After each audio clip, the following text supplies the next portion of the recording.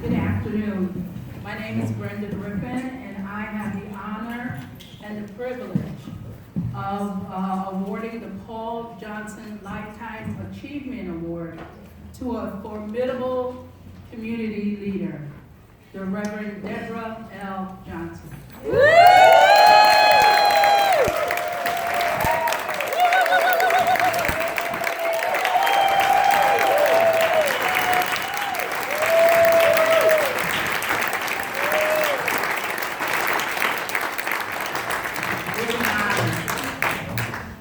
Reverend Deborah L. Johnson is the founder of Inner Life Ministries and Omni-Faith Spiritual Community in Santa Cruz, and the Motivational Institute, an organizational development consulting firm specializing in cultural diversity.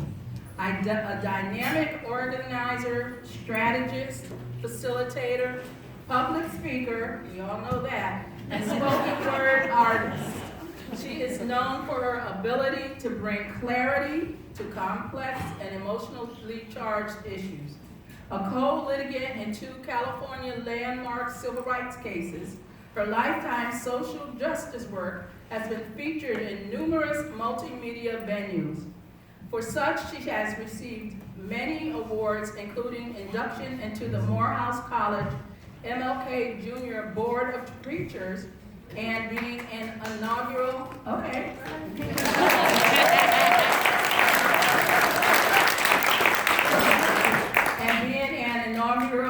New Thought Walden Award honoree. Author of The Sacred Yes and Your Deepest Intent, Reverend Deborah is a member of Delta Sigma Theta, okay, a board member of the Pachamama Alliance, and a founding member of the Agape International Spiritual Center with Michael Bernard Beckwith. She holds a BA from USC, an MBA from UCLA, a ministerial degree from the Holmes Institute, my goodness, and an honorary doctorate of divinity from Agape University of Leadership and Transpersonal Studies. Reverend Deborah was recognized for her social justice work in Santa Cruz with the 2011 Tony Hill Award. The Santa Cruz Diversity Center awarded her a Lifetime Achievement Award as a trailblazer in 2016. Her passion is building the beloved community and healing social, political, cultural divides. Wherever she goes, her message is one of possibility, inclusion, empowerment, and transformation. Give it up for Reverend Deborah Johnson.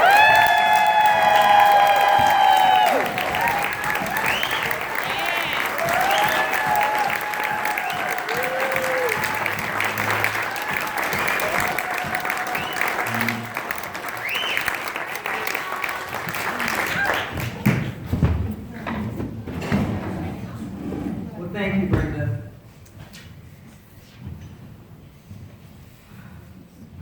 We've heard a lot today already. I'm already full. And you know, it's dangerous to give a preacher a mic.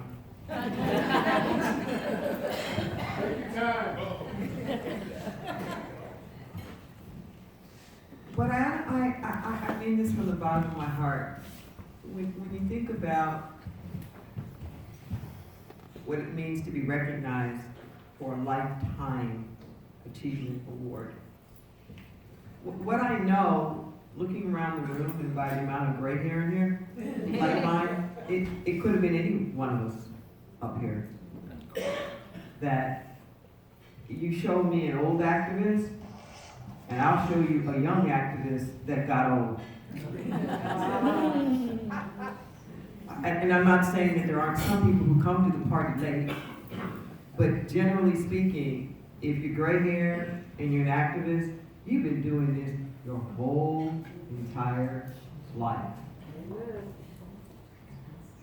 My mentor, Michael Bernard Beckwith, taught us in training that pain pushes until vision pulls. Pain pushes until vision pulls. And I know when I first got into my activism, it was pure pain pushing. It was pure pain pushing. And through the years, I've learned how to be pulled by the vision. But I feel really humbled here because I know that if it weren't for the work of people like you, I couldn't be here. And I mean that quite literally. When I was growing up, we still had the sodomy laws. It was illegal to be in an openly gay relationship. We're talking like 20 years. I was halfway through college before that changed. The American Psychiatric Association still had us as sick and depraved. You couldn't get security clearances. You couldn't even have custody of your own children. I mean, you were thought to be, emotionally unstable. That changed about the same time, halfway through college. I grew up in the Pentecostal church. They still don't ordain women. And we were satanic and really like no reason for being, like not just a mistake, but God didn't have a place for us. And that's just on the gay stuff. I'm not even talking about like female and what it meant about race and all of these other issues. So it was just about survival. It was just literally, originally about the right to be. Because I believe Martin Luther King Jr. when he said that he didn't believe that God would ever put a permanent yoke of inferiority upon any group of people. None of us was more, and none of us was less. And growing up in a place like Los Angeles that had so much diversity, I couldn't see why not. Why not? Why can't we all be here? Why can't we all be free? Why can't we all do it? And what I know is that if it hadn't been for people like you on so many fronts, opening up the doors, and that's just like on social demographics, let alone religion. I mean, I could go on and on for all the different reasons. If it hadn't been for so many people in so many places standing up for the freedom, opening up the doors, saying, why not? Why not all of us? I couldn't be here. So I feel like it could have been any of us.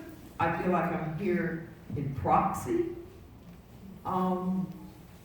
I trust that I really deserve this, because in the back of all of our heads, we're always thinking about what we haven't done. And what there's yet to do. One of my friends says, do you ever feel like you're pushing the sea back with a broom? And it can feel that way. I want to acknowledge my beloved Linda LeBeau Gaines. We're in a new relationship, sort of, like a year and a half, but I want to acknowledge her. I fell in love with her in the 7th grade. And I knew we were supposed to be together back then. And we were best friends for many, many years. And Linda, I don't know where I would have been had it not been for you. And I in high school, and college, and in graduate school. I'm talking about in those days when everything was still, the tide hadn't turned yet. And there was nothing to show that I could make it. There was nothing to show that the world would open up. And I'm struggling with all of that stuff. I don't know how many hours she must have listened to me. And just held the space of possibility. So many people went to drugs. So many people went to all kinds of, destructive behaviors. Okay, I became an overachiever. Everybody's got their thing.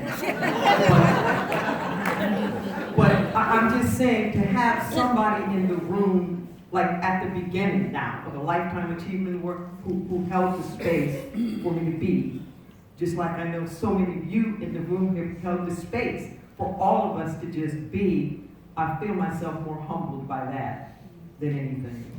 And I just want to end on, don't get depressed at what's going on. Please don't get depressed at what's going on, because we have an opportunity now in the world to really actually heal some stuff. Because you can't heal what you don't feel. You can't heal what you don't feel. And we're finally getting out of denial. Getting our heads off the sand about everything that's going on. The only way out is through.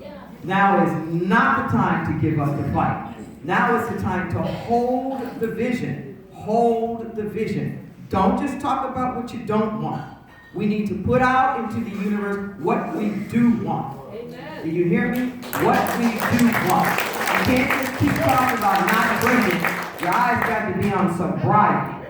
We can't just keep talking about what we don't want in the White House. We need to create a vision that is so pure. I'm telling you what I know. I've been involved in too many movements. We didn't get to marriage equality or any of that stuff talking about what straight people were doing. We got there talking about what we were doing, what we were about, where we wanted to go, and keeping our eyes on that. And that's what we got to keep doing. Right on. Right on.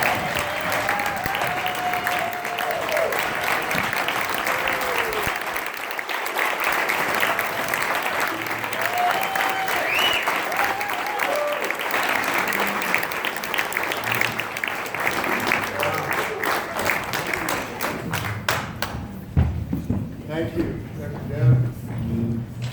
So we're done. Just a few things. There's some dessert on the table if you didn't eat enough already. Paul will be around to talk or answer questions. The tables are still all set up, or not all, most of them are still